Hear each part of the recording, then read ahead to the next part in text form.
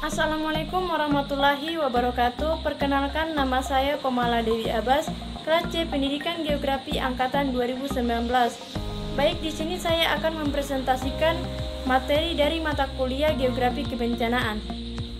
Adapun yang akan saya jelaskan yaitu bab 3 Geologi Gempa dan Seismologi, bab 6 Letusan gunung berapi, lempeng tektonik dan magma, bab 8 Gelombang tsunami versus angin ombak, bab 12 perubahan iklim, dan bab 13 banjir. Baik, langsung saja bab 3 Geologi Gempa dan Seismologi.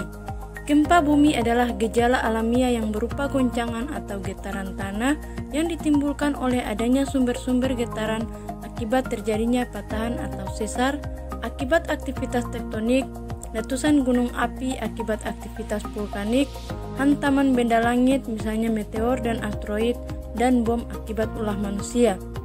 Sedangkan seismologi adalah suatu ilmu pengetahuan yang mempelajari tentang getaran atau gempa bumi. Seismologi juga dapat didefinisikan sebagai suatu ilmu pengetahuan yang mengkaji tentang gempa bumi beserta struktur lapisan bumi. Selanjutnya yaitu kesalahan dan pemetaan geologi. Jenis kesalahan ini ada dua, yang pertama kesalahan deep slip dan yang kedua kesalahan trig deep. Selanjutnya yaitu kesalahan transformasi. Kesalahan transformasi adalah jenis khusus dari kesalahan gerakan horizontal yang pertama kali dikenali oleh ahli geologi Kanada. Bentuk kerak dasar laut pegunungan vulkanik samudra dan ditarik terpisah oleh graviti dan tarikan lempeng subduksi saat pelat bertabrakan. Pelat yang lebih padat mensubduksi, mereka meluncurkan melewati tangkapan lain di kesalahan transformasi. Selanjutnya yaitu ombak, gelombang energi yang bergerak menjauh dari gangguan awal. Semua gelombang ini memiliki kesamaan sebagai berikut: amplitudo ketinggian gelombang di atas titik awal, panjang gelombang, jarak antara periode gelombang berturut-turut, waktu antar gelombang diukur dalam detik, dan frekuensi. Jumlah gelombang yang lewat diberikan titik selama 1 detik. Frekuensi diukur dalam hertz, di mana 1 hertz sama dengan 1 siklus. Selanjutnya ada gelombang primer. Gelombang primer adalah yang tercepat. Dengan demikian, yang pertama mencapai stasiun rekaman. Gelombang primer memancar keluar dari sumbernya dalam bola yang terus mengembang, seperti balon yang mengembang dengan cepat. Mereka melakukan perjalanan melalui materi apapun, baik itu pada cair atau gas. Selanjutnya, gelombang sekunder. Gelombang sekunder adalah gelombang kedua yang mencapai stasiun rekaman. Gelombang sekunder adalah gelombang transversal yang merambat dengan menggeser atau mengguncang partikel di jalurnya di sebelah kanan sudut ke arah muka. Gelombang sekunder bergerak hanya melalui benda padat. Gelombang sekunder tidak merambat melalui cairan. Saat mencapai fluida atau gas, energi gelombang sekunder dipantulkan kembali menjadi batu atau diubah ke bentuk lain. Kecepatan gelombang sekunder bergantung pada kerapatan dan ketahanan terhadap gesekan material. Yang selanjutnya, gelombang seismik dan interior bumi. Gempa bumi besar menghasilkan gelombang seismik yang cukup energi direkam pada seismograf di seluruh dunia. Gelombang primer dan gelombang sekunder tidak mengikuti jalur sederhana saat mereka melewati melalui bumi. Mereka mempercepat, memperlambat, dan mengubah arah, dan gelombang sekunder bahkan menghilang. Analisis jalur perjalanan dari gelombang seismik memberi kita model interior bumi. Gelombang primer dan sekunder dari permukaan bumi ke dalam ada kecepatan awal meningkat, tetapi kemudian terjadi perlambatan yang nyata ke dalam sekitar 100 km. Ini adalah puncak astenosfer melewati lebih jauh melalui mantel. Kecepatan bervariasi, tetapi umumnya meningkat sampai sekitar 2.900 km atau 1.800 mil kedalaman. Di sana gelombang primer sangat lambat dan gelombang sekunder menghilang. Hilangnya gelombang sekunder di atas mantel inti karena mereka refleksi atau konveksi ke gelombang primer menunjukkan bahwa bagian luar inti sebagian besar cair. Selanjutnya, bab 6, letusan gunung berapi, lempeng tektonik dan magma. Gunung berapi atau gunung api adalah istilah yang dapat didefinisikan sebagai suatu sistem saluran fluida panas atau batuan dalam wujud cair atau lava yang memanjang dari kedalaman sekitar 10 km dari bawah permukaan bumi sampai ke permukaan bumi, termasuk endapan hasil akumulasi material yang dikeluarkan pada saat meletus. Lempeng-lempeng tektonik adalah bagian kerak bumi yang di bawahnya disokong oleh magma. Lempeng ini berada di wilayah dasar gunung api. Ketika lempeng ini bergerak naik turun dan bergerak, kegerakan akan mengakibatkan perubahan pada bentuk kulit bumi, perubahan bentuk serta pergerakan yang terjadi ini disebut gempa bumi. Sedangkan magma adalah kumpulan lelehan batuan cair yang berpijar dan sangat panas bercampur air dan gas dalam kerak bumi. Dua blok bangunan utama dari pengetahuan adalah yang terpenting untuk memahami letusan gunung berapi. Yang pertama, lempeng tektonik telah memberi kita wawasan yang lebih luas tentang gempa bumi. Sekarang ini akan membantu kita memahami gunung berapi. Yang kedua, magma atau batuan cair bervariasi dalam komposisi kimianya, kemampuannya untuk mengalir dengan mudah, kandungan gasnya dan volume. Selanjutnya, komposisi kimia magma. Meskipun ada 92 elemen yang terjadi secara alami, hanya 8 lebih dari 98% membentuk kerak bumi. 4 unsur paling melimpah berikutnya menambahkan 1,2% lagi kerak, membawa persentase berat yang disumbangkan oleh 12 elemen menjadi 99,23%, 0,77% sisanya termasuk emas, perak, tembaga, karbon, belerang, timah, dan familar lainnya. Letusan gunung berapi adalah sarana cepat bagi bumi membuang sebagian panas internalnya. Letusan gunung berapi dimulai dengan panas di kedalaman. Batuan superpanas akan naik ke level dan tekanan lebih rendah, dan beberapa batuan padat dapat berubah fase menjadi magma cair, mengakibatkan ekspansi volume dan memimpin langkah demi langkah menuju letusan. Magma dihasilkan dari peleburan batuan yang ada. Batuan bisa meleleh dengan 1. Menurunkan tekanan di atasnya, yang kedua menaikkan suhunya, dan yang ketiga meningkatkan kandungan airnya. Kebanyakan magma dihasilkan dengan mengurangi tekanan batu panas, misalnya sebagai batuan padat tetapi bergerak. Panas dari mantel naik ke atas, pengalamannya semakin berkurang, tekanan dan mencair secara spontan tanpa penambahan lebih panas. Pencairannya hanya disebabkan penurunan tekanan, disebut peleburan dekonversi. Beberapa materi vulkanik. Magma bervariasi dalam kandungan gas terlarut atau mudah menguap dan viskositas kadar air rendah. Magma viskositas rendah itu mencapai permukaan, biasanya bergerak seiring aliran lahar. Dengan mudah pelarian gas menghasilkan letusan non-eksplosif. Magma dengan kandungan air dan viskositas tinggi menahan volatilnya, membuat gas melarikan diri sulit. Gas dipaksa keluar dari magma menghasilkan letusan eksplosif. Peledakan gas ke atmosfer membawa serta bongkahan magma dan batuan yang lebih tua yang diketahui sebagai puing-puing piroklasik. Letusan tidak meledak. Aliran lava sangat khas dari magma basaltik dan memamerkan berbagai tekstur.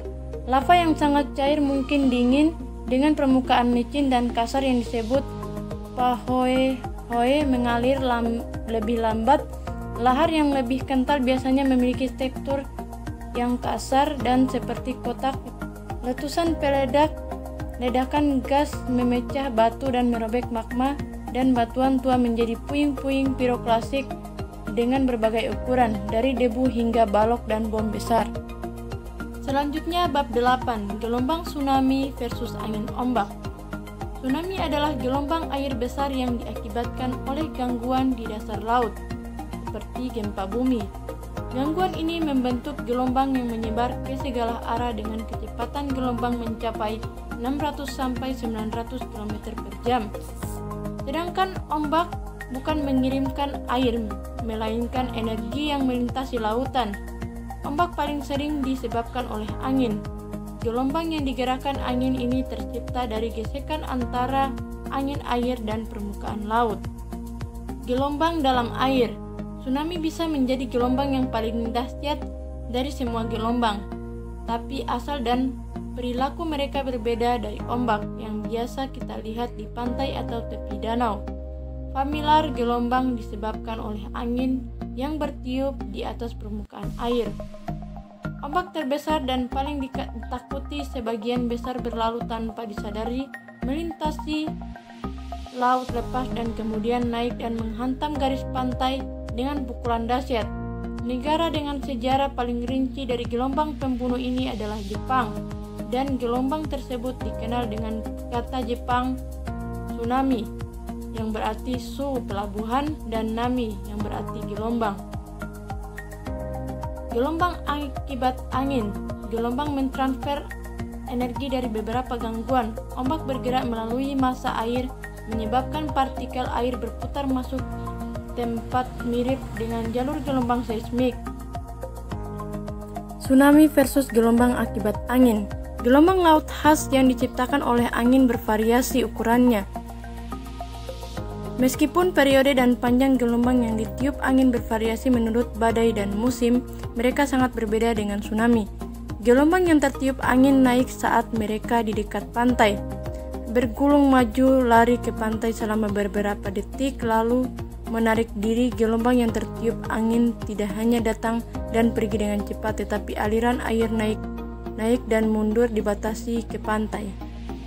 Selanjutnya, tsunami pantai. Peristiwa tsunami bisa dimulai dengan penarikan mundur atau mundur dari permukaan laut jika palung gelombang mencapai pantai terlebih dahulu.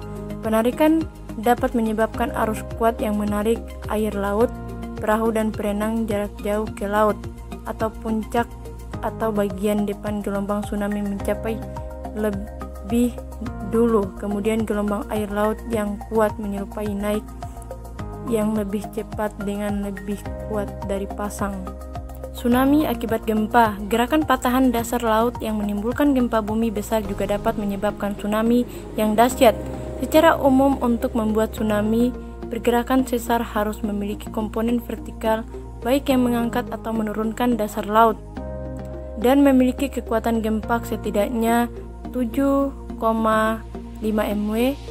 Gerakan sesar mundur atau didorong dan normal dasar laut dapat menyuntikkan banyak energi ke air laut di atasnya. Selanjutnya, tsunami akibat gunung berapi. Aksi vulkanik dapat menimbulkan tsunami mematikan. Gunung berapi dapat memberikan sentakan energi ke dalam badan air dengan beberapa cara. Mereka bisa meledak, mereka bisa roboh, dan mereka bisa mengirimkan longsoran puing ke dalam air. Selanjutnya, tsunami akibat longsor. Gravitasi menarik berbagai batuan dan massa sedimen ke dalam dan di bawah laut dan danau. Energi dari gerakan massa ini ditransfer ke air secara lokal, menyebabkan limpasan air yang lebih tinggi dan lebih besar daripada yang disebabkan oleh tsunami yang ditimbulkan oleh gempa. Selanjutnya, bab 12, perubahan iklim. Iklim adalah kondisi rata-rata cuaca berdasarkan waktu yang panjang untuk suatu lokasi di bumi atau planet lain. Beberapa variabel meteorologis yang biasanya diukur adalah suhu, kelembaban, tekanan atmosfer, angin, dan curah hujan. Iklim adalah dunia perubahan. Perubahan iklim terjadi pada hampir setiap skala waktu sejarah dan geologi diperiksa. Banyak proses mempengaruhi iklim, masing-masing dengan operasi sendiri, prinsip, dan jadwal. Perubahan iklim sebagai 1. Cekungan samudera terbuka dengan benua. Yang kedua, orbit bumi di sekitar matahari berubah. Yang ketiga, vulkanisme memompa abu dan gas ke stratosfer. Yang keempat, matahari terbakar lebih panas atau lebih dingin. Yang kelima, permukaan laut global naik atau turun. Dan yang keenam, manusia membakar volume kayu, gas, dan batu bara. Iklim awal bumi rumah kaca intens. Miliaran tahun yang lalu iklim bumi berbeda secara dramatis dari hari ini. Rezim iklim bumi purba, planet ketiga dari matahari, dapat diketahui dengan melihat komposisi atmosfer planet-planet. Venus adalah planet kedua dari matahari karenanya menerima radiasi matahari yang intens. Sebagian besar energi matahari terperangkap oleh atmosfernya yang padat dan kaya karbon dioksida. Selanjutnya, vulkanisme dan iklim. Benjamin Franklin menyadari pada tahun 1784 bahwa aktivitas vulkanisme dapat mempengaruhi cuaca. Dia mengatakan bahwa kabut asap dan cuaca dingin di Eropa selama 1783 sampai 84 disebabkan oleh aliran lahar dan gas yang sangat besar di Laki, Islandia. Bagaimana lagi pengaruh vulkanisme terhadap iklim? Letusan klinian yang besar dan eksplosif dapat meledakkan abu halus dan gas yang cukup tinggi untuk berada di atas zona cuaca normal. Bebas dari efek pembersihan hujan di stratosfer, produk vulkanik dapat mengapung selama bertahun-tahun dan mengganggu sinar matahari yang masuk. Selanjutnya, efek iklim vulkanik. Letusan Elsinore, Pinako, Tambora, dan Toba memberikan gambaran tentang bagaimana vulkanisme dapat mempengaruhi iklim. Letusan yang kaya gas dapat menurunkan jumlah radiasi matahari yang masuk dan dengan demikian menyebabkan produksi pertanian menurun, yang selanjutnya dapat menyebabkan kelaparan, penyakit, dan kematian. Selanjutnya, bab 13, banjir. Banjir adalah peristiwa bencana alam yang terjadi ketika aliran air yang berlebihan merendam daratan. Di dalam cekungan drainase kecil, hujan singkat yang terlokalisir dapat menyebabkan banjir bandang yang bergerak cepat namun terasa singkat, seperti yang terjadi di dekat Emporia pada tahun 2003 dan di Sungai Guadalupe di Texas Tengah pada tahun 1972. Di dalam cekungan drainase besar seperti Sungai Mississippi, banjir maksimum diakibatkan oleh curah hujan yang meluas yang berlangsung selama berminggu-minggu, menghasilkan air tinggi yang juga berlangsung selama berminggu-minggu. Ini adalah banjir regional. Daerah yang luas menyebabkan kebanjiran selama berminggu-minggu akan mengakibatkan kerusakan yang parah. Yang selanjutnya, banjir bandang. Badai konvektif besar menumpuk dalam hitungan jam dan dengan cepat melepaskan dinding air yang mengerikan. Tahu banjir bandang topograf yang curam membantu petir terbentuk dan kemudian menyediakan lembah-lembah terjal yang mengubah banjir mematikan. Sebagian besar kematian terkait banjir di Amerika Serikat disebabkan oleh banjir bandang. Selanjutnya, banjir regional. Pangan daerah berbeda dengan banjir bandang. Perairan tinggi dapat membanjiri wilayah yang luas selama berminggu-minggu, menyebabkan sedikit kematian tetapi kerusakan parah dan ujian ketahanan manusia yang parah. Banjir regional atau genangan terjadi di lembah sungai besar dengan topografi rendah saat teisal yang berkepanjangan dan berat dari sistem siklon yang tersebar luas di Amerika Serikat. Sekitar 2,5% tanahnya merupakan dataran banjir dan rumah bagi sekitar 635 penduduk. Dataran banjir mengandung banyak properti berharga yang secara berkala dibanjiri. Baik, mungkin hanya itu materi yang bisa saya paparkan. Lebih dan kurangnya saya mohon maaf. Wabillahi taufiq wal hidayah. Wassalamualaikum warahmatullahi wabarakatuh.